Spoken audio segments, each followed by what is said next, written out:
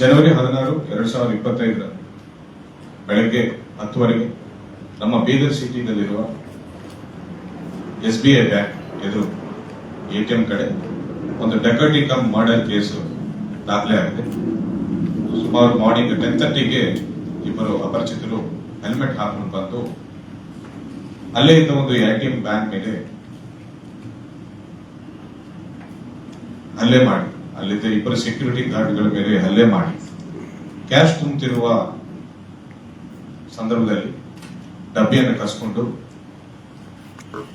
ಒಬ್ಬರನ್ನ ಫ್ಯಾಟಲ್ಲಿ ಇಂಜೂರಿ ಮಾಡಿ ಇನ್ನೊಬ್ಬರಿಗೆ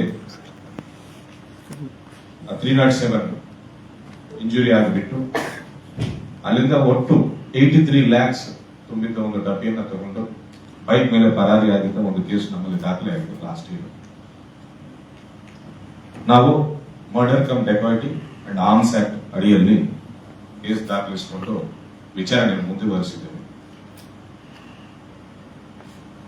ಸಿಸಿಟಿವಿ ಫುಟೇಜಸ್ ನೋಡ್ಕೊಳ್ತಾ ಹೋಗಿ ಬೀದರ್ ಸಿಟಿ ಯಾವ ರೀತಿ ಅವರು ಎಕ್ಸಿಟ್ ಆಗಿ ಹೋಗಿದ್ದಾರೆ ಅನ್ನೋದನ್ನು ನಾವು ನೋಡಿಕೊಂಡು ಹೋಗುವಾಗ ಅದೇ ದಿನ ಹೈದರಾಬಾದ್ ಅಫ್ಜಲ್ಗಂಜ್ ಏರಿಯಾದಲ್ಲಿ ಒಂದು ಟ್ರಾವೆಲ್ ಏಜೆನ್ಸಿ ಮುಂದೆ ಇಬ್ಬರು ಅಪರಿಚಿತರು ಫೈರಿಂಗ್ ಮಾಡಿದ್ದಾರೆ ಅಂತ ನಮ್ಮ ಸಿಬ್ಬಂದಿಗಳು ನಮ್ಗೆ ಅಲ್ಲಿಂದ ಕಾಲ್ ಮಾಡಿರ್ತಾರೆ. ಅದು ಛತ್ತೀಸ್ಗಢ ರಾಯಪುರ ಹೋಗೋ ಒಂದು ಬಸ್ ಅಲ್ಲಿ ನಮ್ಮ ಸಿಬ್ಬಂದಿಗಳು ಇಬ್ಬರು ಕುಳಿತುಕೊಂಡು ಕ್ರೈಮ್ ಸ್ಟಾಫ್ ಸಮನ್ಸ್ ಜಾರಿ ಮಾಡಬೇಕಂತ ಹೋಗ್ತಾ ಇರುವಾಗ ಅವ್ರ ಕಣ್ಮುಂದೆ ಈ ಘಟನೆ ನಡೆದಿದ್ದಾಗ ಆ ಇಬ್ಬರನ್ನ ನಮ್ಮ ಸ್ಟಾಫ್ ಚೇಸ್ ಮಾಡಿದ್ದಾರೆ.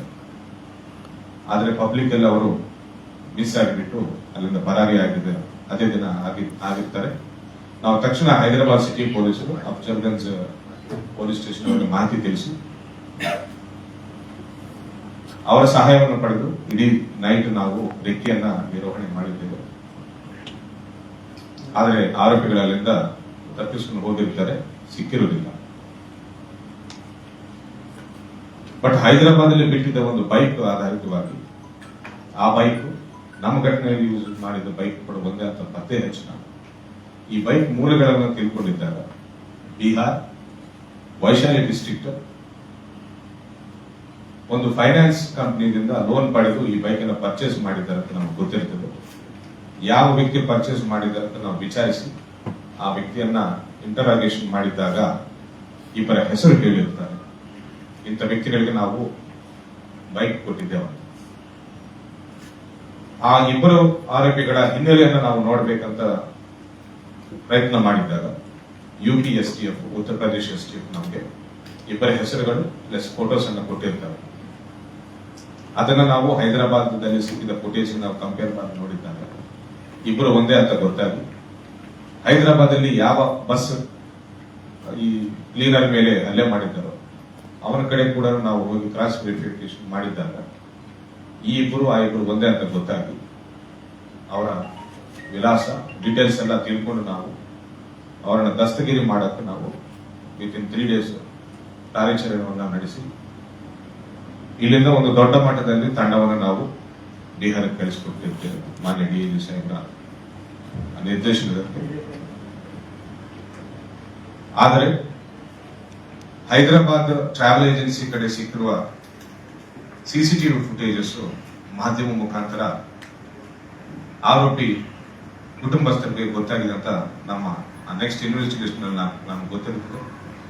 ಆ ಫುಟೇಜ್ ಅನ್ನು ನೋಡಿಕೊಂಡು ಅವರು ನಮ್ಮ ಐಡೆಂಟಿಟಿ ಗೊತ್ತಾಗಿದೆ ಅಂತ ಹೇಳಿ ನಮ್ಮ ಫ್ಯಾಮಿಲಿಯನ್ನ ಪೊಲೀಸರು ಇಂಟ್ರಾಗೇಷನ್ ಒಳಪಡಿಸಬಹುದೇನೋ ಅಂತ ಹೇಳಿ ನಮ್ಮ ತಂಡ ಇಲ್ಲಿಂದ ಬಿಹಾರ ಹೋಗೋಕ್ಕಿಂತ ಮುಂಚೆನೆ ಅವರು ಅವರವರ ಫ್ಯಾಮಿಲೀಸ್ ಹೆಂಡತಿಗಳನ್ನ ಪ್ಲಸ್ ಮಕ್ಕಳನ್ನ ಅಲ್ಲಿಂದ ತಕ್ಷಣ ಶಿಫ್ಟ್ ಮಾಡಿರ್ತಾರೆ.